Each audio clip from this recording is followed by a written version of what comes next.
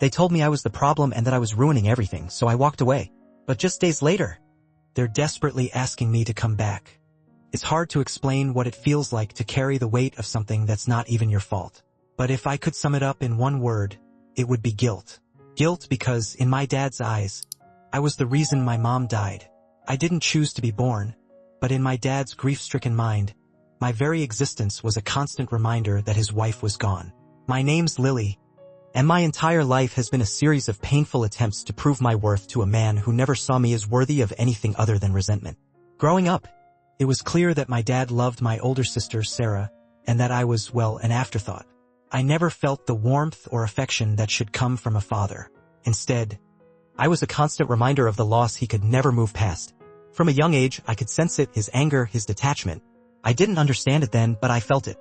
I was the one who had to live in the shadow of his grief, constantly trying to prove that I wasn't the monster he made me out to be. When you're the child who has been emotionally abandoned, the world feels like a very lonely place. No one tells you that the pain of being invisible runs deeper than any physical wound.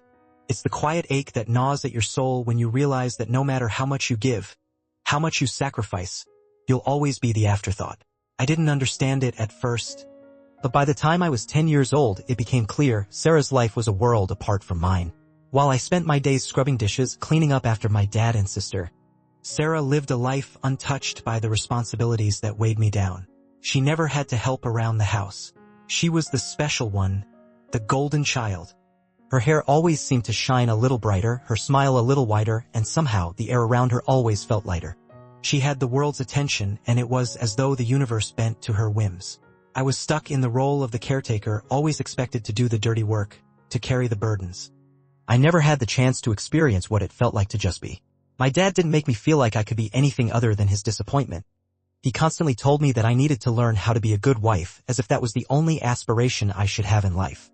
His words were a constant reminder that nothing I ever did would measure up to what Sarah could achieve. It didn't matter that I was smart, my grades were always better than hers. It didn't matter that I had dreams of my own. All he saw in me was a mirror image of my mom, the woman who had died giving birth to me.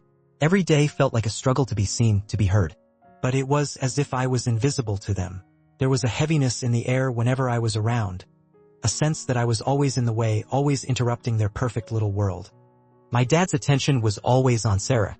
He'd watch her perform, shower her with praise for her achievements, no matter how trivial. When she played the piano, it was as if the world stood still.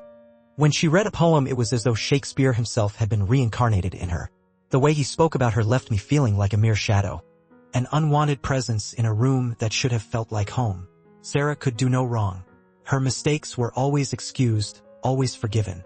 I'd watch as she made careless mistakes, and my dad would smile and tell her she just needed more time. I, on the other hand, had no such luxury. If I made a mistake, it was treated like a betrayal.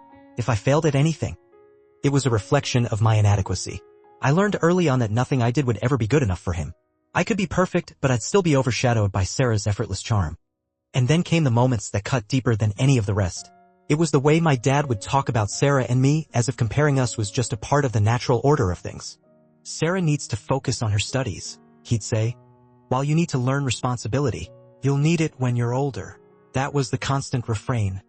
I was the worker and she was the beauty. I was the one who had to learn real life while Sarah was given the space to blossom and flourish. It was as though my life was meant to be practical and boring, while Sarah's was meant to be exceptional and inspiring. The weight of that expectation crushed me. I tried to hide it at first, tried to be the dutiful daughter who did everything they asked of me.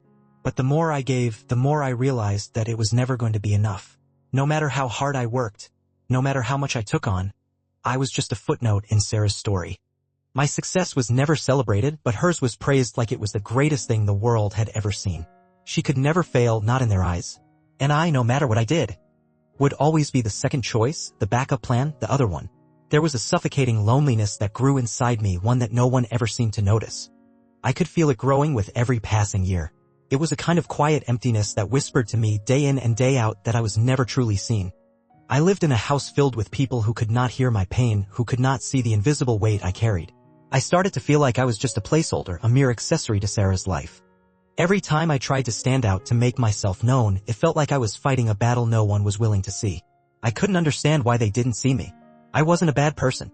I didn't want to be perfect like Sarah, but I wanted to be seen, to be acknowledged for who I was. I wanted to matter. But the truth was I didn't. I wasn't the one they cared about. They cared about the version of me that suited their needs. I was the one who could be controlled, who would never cause trouble. Sarah was the one they adored, the one who could do no wrong. And so, I spent my childhood learning how to be the invisible one. The one who didn't make waves.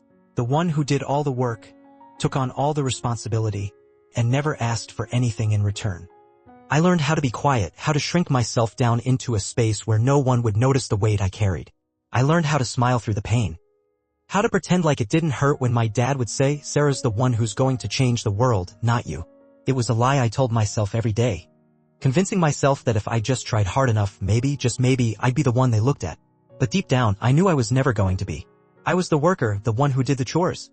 Who kept the house running.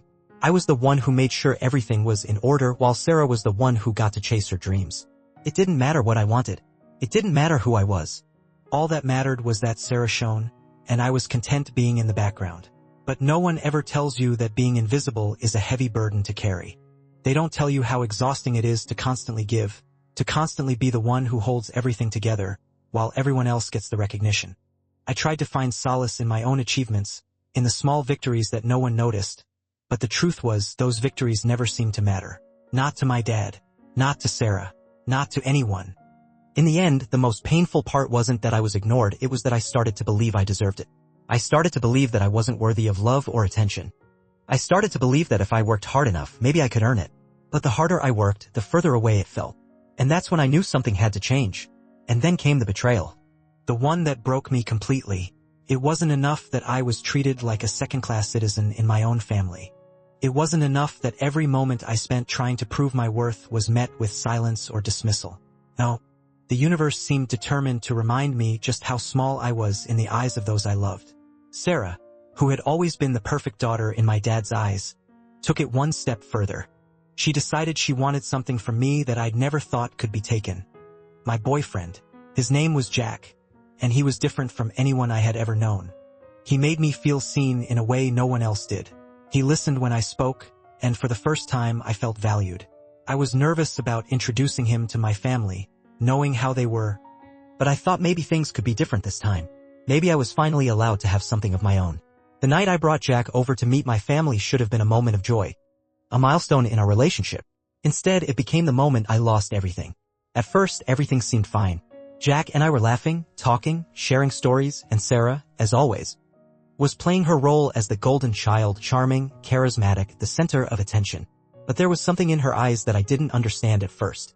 She was being overly friendly. Her usual flirty self, but there was something darker beneath it. She kept leaning in a little too close, making unnecessary comments about how handsome Jack was. She'd touch his arm, laugh at his jokes, and when she thought I wasn't looking, she'd stare at him in a way that made my skin crawl. I tried to brush it off at first. Maybe I was just being paranoid, right? After all, Sarah had always been the one to joke around with my boyfriends, to tease me in ways that made me uncomfortable. But this felt different. This felt like more than just playful teasing. It felt like a game I wasn't a part of, a game I didn't know I was supposed to be competing in. As the night went on, things got worse. At one point, when I was in the kitchen preparing drinks, I saw Sarah lean in close to Jack, whisper something in his ear, and his smile widened. It was a moment that felt like the world had stopped. My heart dropped into my stomach, and for the first time, I felt completely powerless. I knew then what was happening. It was clear. Jack was giving her attention I thought was mine. But instead of confronting him, I confronted her. I had to. I couldn't stand it anymore. I pulled her aside, my hands shaking, my heart racing. I told her to stop. I told her to stop flirting with my boyfriend. I couldn't believe the words were coming out of my mouth. It felt like betrayal in itself, but I couldn't stand to watch it any longer. I had tried to be patient, I had tried to rationalize it, but it was undeniable now. Sarah, of course, just laughed it off. She looked at me like I was the crazy one. "You're overreacting," she said with that familiar dismissive tone. "You're being paranoid. It's nothing." She shrugged it off like it was a joke, like my feelings didn't matter. She had always known how to turn things around, how to make me feel like I was the one who was wrong, the one who was imagining things. But this time I wasn't imagining anything. I saw the look in Jack's eyes. I felt the tension in the air between them. It was real and I couldn't ignore it. I tried to talk to my dad about it, hoping that maybe, just maybe, he would see it from my side. But when I brought it up, His response shattered me. He sided with Sarah. He told me I was being dramatic, that I was just insecure. I wanted to scream, to tell him how much it hurt, how much I needed him to understand. But instead, I sat there in silence, the words of my dad and sister sinking in, each one heavier than the last. That was the moment it hit me. I wasn't just dealing with the betrayal of a boyfriend. I was dealing with the betrayal of my family. Jack's actions were hurtful, but they weren't nearly as painful as the realization that my own family, my dad, didn't have my back. He chose Sarah over me, just as he always had. And in that moment, I knew I had to let go of them. It wasn't just about losing Jack anymore. It wasn't just about him choosing her over me. It was about realizing that I had never mattered enough to my family for them to see my pain. I had been invisible to them for so long, but this was different. It wasn't just that I was invisible. I was actively pushed aside, replaced. The love and attention I had fought for my whole life were never truly mine to claim. I walked away from that night with a heavy heart, knowing that no matter how much I tried, no matter how hard I fought for their approval, I would always come second. I had loved Jack with all my heart, but now, he was just another reminder of how easy it was for people to take what was mine without a second thought. But the real betrayal, the one that left me feeling broken, wasn't from Jack. It was from the people who should have been my support system, the people who should have cared for me above all else. And that was the moment I realized that the only person I could truly count on was myself. No one else was going to stand up for me. No one else was going to make me feel seen. I had to learn how to survive without them, how to stand on my own 2 feet and face the world without the crutch of family or love that I had always thought would be there. The betrayal that broke me was the one that taught me how to be strong. And from that moment on, I knew that I would never let anyone take my place again. Not Jack, not Sarah, not anyone. I was done being invisible. I thought it was just a one-time thing. Maybe I was overreacting. Maybe it was just me being paranoid again. I tried to convince myself that Sarah's behavior was just a little harmless flirtation. She'd always been like that, charming, playful, a little too friendly at times. But deep down, I knew something was off. I had felt it for weeks, a nagging sensation that I couldn't shake. Still, I convinced myself it was nothing, that I was just being insecure. After all, Jack had been with me for months. He was different. He was loyal. I trusted him. But sometimes trust isn't enough. When I woke up the next morning, everything changed. The house was quiet. Too quiet. I didn't hear Jack's usual jokes or Sarah's laughter echoing through the hallway. A cold chill crept through me as I walked through the house looking for them. The house that had always felt like home now felt foreign, as though I didn't belong. I finally reached Sarah's room. I opened the door and there they were, Jack, Sarah, half-dressed, lying beside each other. 2 empty wine bottles on the floor next to them, the corks slightly askew. The sight hit me like a ton of bricks. My heart stopped, then raced at a speed I couldn't control. The room spun, but I couldn't look away.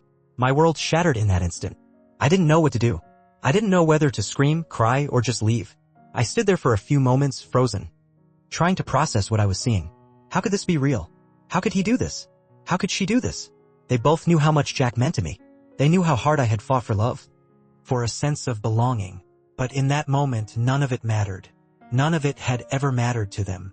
They had both taken everything from me in the most brutal way possible. I chose to scream. I couldn't stay silent. The rawness of my anger and betrayal flooded out of me, and I shouted at them, demanded to know what had happened. My voice broke, but I couldn't stop. I wanted them to feel my pain, to understand the depth of the destruction they had caused. But instead of the guilt, the remorse I expected, I got nothing. From Sarah, I got a shrug. A casual, almost bored, it wasn't a big deal. My mind couldn't comprehend what was happening. It wasn't a big deal? Was this some sick joke? How could she say that? How could she be so indifferent? So careless with something that meant everything to me? But it wasn't just Sarah. Jack, the person I thought I knew, the person I trusted, the one who had told me he loved me, looked at me with wide, uncomfortable eyes. His face was blank, as if he were trying to make sense of his own actions. He didn't even have the decency to apologize. He didn't try to explain, to tell me it was a mistake, a one-time lapse in judgment. He stood there speechless, as though it were all somehow my fault. I tried to talk to my dad. I had to. I couldn't keep carrying this alone. I wanted him to see how much this hurt me, how much Sarah had torn my world apart. But when I told him what happened, I expected anger. I expected fury. I expected him to finally realize how much his precious Sarah had destroyed me. Instead, he said, "They're both adults. I can't control what they do." It was a simple, cold statement, but it felt like a dagger to the heart. That was when it all clicked. That was the moment I realized that I would never be enough for my dad. I wasn't just the daughter who caused my mom's death in his eyes, I was now the person who had lost everything. Not just my mom. Not just my childhood. I had lost my boyfriend, my trust, and my sense of worth, all because my sister decided she wanted what was mine. I had always believed that family was supposed to be there for you, no matter what. I had always believed that your parents would protect you, would stand by you when the world crumbled. But in that moment, when I needed him the most, my dad chose to protect Sarah. He chose to look the other way, and that was when I truly understood. To him, I had always been second place, and I would never be anything more. The love I had always fought for was never mine to begin with. My dad had already decided long ago that Sarah was the one who mattered. She was the one who could do no wrong. I was the afterthought, the one who existed only to fill the gaps, to take care of things behind the scenes while they played their perfect little lives. And when it came down to it, when it really mattered, I was nothing. Nothing compared to Sarah. Nothing compared to the perfect family they had built without me. I stood there, feeling the weight of the betrayal crushing me. I wanted to scream. I wanted to destroy everything. But I didn't. Instead, I walked away. Slowly. Quietly. I left them there in that room together, with nothing more than a broken heart and the overwhelming realization that nothing would ever be the same again. I had never been enough for them. And now I knew I would never be enough for anyone. The love I had given to them, the trust one had placed in Jack, had all been a lie. And for the first time in my life, I felt completely, utterly alone. That was it. I couldn't live like this anymore. I couldn't keep pretending that everything was okay. For years, I had bent and twisted myself into shapes I thought my family wanted to see. I had sacrificed who I was in the name of love, acceptance, and approval. I had spent so much of my life trying to fit into a mold that wasn't made for me, a mold that was never mine to begin with. But deep down, I knew I was suffocating. I couldn't breathe under the weight of the betrayal, the neglect, the years spent trying to gain affection from people who couldn't, or wouldn't, love me the way I needed to be loved. So I walked away. It wasn't easy, and it wasn't a decision I made lightly. Jack had been my everything for so long. Even though he had betrayed me in the most intimate way, even though I knew I had to let him go, the love I felt for him didn't just vanish overnight. But in the end, I realized that loving him wasn't enough if it meant sacrificing my own sense of self. If it meant allowing someone to treat me like I didn't matter, like my feelings didn't count. I cut off all ties with Sarah. She was the sister I had once adored, the person I had tried so hard to protect, but now she had taken the very last shred of trust one had left. There was nothing left to hold onto with her. I wasn't going to let her be the one who determined my worth anymore. And I didn't look back. The decision wasn't easy. It never is when you've been conditioned to believe that family is everything. But I had spent enough of my life in the shadows, living in the cracks between other people's expectations. I had given everything I had to make everyone else happy, to make sure they never felt neglected, never felt left behind. But in doing so, I had completely neglected myself. I had lost who I was, what I wanted, what made me feel alive. I had to reclaim that. I had to choose me. I couldn't afford to keep living for others anymore. Not when the price had been my own happiness, my own identity. But life has a funny way of testing you. It has a way of showing you just how strong you are by throwing challenges at you when you least expect them. A few years later, my dad fell ill. It was serious. I didn't even recognize the man I had spent so many years resenting. He was no longer the strong figure who had towered over me, whose disapproval had shaped my entire life. He was frail, vulnerable, helpless. The man who had once brushed off my pain, who had turned his back on me in the darkest moments of my life, was now the one in need. It was strange. I felt a pang of guilt when I first heard the news, but then it was quickly overshadowed by something else. Anger. Anger that, after all these years, after everything I had given up, after the way he had treated me, he now expected me to care for him. But something shifted inside me. It wasn't that I forgave him, at least not immediately, but I realized that I still had a small piece of me that wanted the father I had never had. I wanted the man I had imagined in my dreams. The father who would hold me when I was broken, the father who would love me for who I was, not for what he wished I could be. So, despite everything, I stepped up. I paid for his medical bills. I hired a nurse. I did what I had to do, not because I owed him, but because I needed to prove to myself that I could care for someone else without losing myself. I wasn't doing it for him. I was doing it for me. And you know what? For the first time, he apologized. For the first time, I saw something in his eyes that I hadn't seen before. Regret, yes, but more than that. A recognition of what he had done to me, to our family. It wasn't a grand, sweeping apology, but it was enough. It was enough to make me realize that people are capable of change. Even if it doesn't happen on our timeline. even if it comes after years of pain. He saw me for who I really was. Not a reminder of his grief, not the girl who had taken the place of his lost wife, but a person who had carried his weight for years, who had always been there despite everything he had done to me. For a brief moment, I felt the weight of all those years lift off my shoulders. For a brief moment, I felt like I wasn't invisible, like I mattered. I wasn't the person he had tried to mold me into, but I was the person I had fought so hard to become. But then came my wedding. The moment should have been the culmination of everything I had fought for. A fresh start. A celebration of love. But as I stood at the altar looking around at the people in my life, I realized something. Despite everything I had been through, despite all the betrayal, I wasn't ready to forgive completely. I wasn't ready to let go of the anger, the resentment that still festered deep inside. I wanted to believe that this day was about new beginnings. But part of me knew that it wasn't just about love, it was about proving that I had chosen myself. And in doing that, I realized that the hardest part of this journey wasn't the betrayal. It wasn't the heartbreak. It was learning to let go of the past, to forgive myself for ever thinking I needed anyone to validate my worth. And that's what I did. I chose myself. In every way that mattered. When I started planning my wedding, I knew I wanted my dad to be there. I didn't expect everything to be perfect, but I wanted it to be meaningful. I wanted him to witness the most important moment of my life, the moment I would begin a new journey, the moment I would step into marriage without the shadows of my past. But there was one thing I couldn't do: invite Sarah. She had hurt me in a way that could never heal, in a way I could never forget. Sarah didn't just betray me emotionally, but she trampled on my trust, killing the innocence I once had for her. Even though I tried to understand, tried to forgive, I knew that things between us could never go back to what they were. The wounds she left could never fade from my heart. I couldn't pretend that everything was okay with her, even though I wanted to give her a chance to make things right. The harm Sarah caused was too deep, too cruel. There are scars that time cannot heal, and I realized I couldn't continue living in that false reality. I couldn't invite her to such an important day, knowing she didn't deserve to be a part of my life anymore. However, my dad didn't see it that way. He insisted that I invite Sarah. He said it was time to move on, to heal the family. He even went so far as to say that if I didn't invite her, he wouldn't attend the wedding at all. His words hit me like a hammer. My heart twisted in pain, not because I wanted to please him, but because I realized his lack of understanding. He didn't see that the price I had paid for this family was too great, and I couldn't allow myself to continue being hurt by the decisions they made. For a split second, I thought about giving in. I thought maybe if I invited Sarah, everything would go back to normal. Maybe I would get a part of my family back. Maybe it would be an opportunity to make things right. But then I realized something deeper. If I kept allowing him to manipulate me, if I kept doing what he asked just to preserve relationships that could never be restored, I would never truly be free. I had to face myself and ask what I truly wanted. And the answer was clear. I had to do what was best for me. I asked my grandfather to walk me down the aisle, to be the one to give me away. He was the only one in my family I could trust. The only one who had always stood by me without ever placing conditions.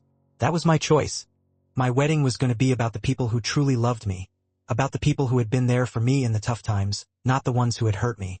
And my dad? He didn't show up. At that moment, I didn't feel regret. At that moment, I felt a rush of freedom. I was no longer bound by his expectations, by Sarah's, or anyone else's. I had done what I needed to do. My wedding wasn't a ceremony to satisfy the ego of the family. It was a personal moment, a milestone that confirmed I had made the right decision for myself. This was my day. The day I started a new life with the people who truly cared for me, not the people who had always made me feel like I wasn't good enough. The feeling was surreal. I had lived for so long in the shadows of others, trying to please them, making them proud. But when I chose myself, I realized that I didn't need to live for anyone's approval. I didn't have to keep sacrificing myself just to please people who had never truly seen me as someone worthy of value. This wedding, though missing my dad's presence, marked the beginning of a new chapter in my life, a chapter where I was the one in control. I couldn't change the past, but I could choose how I walk into the future.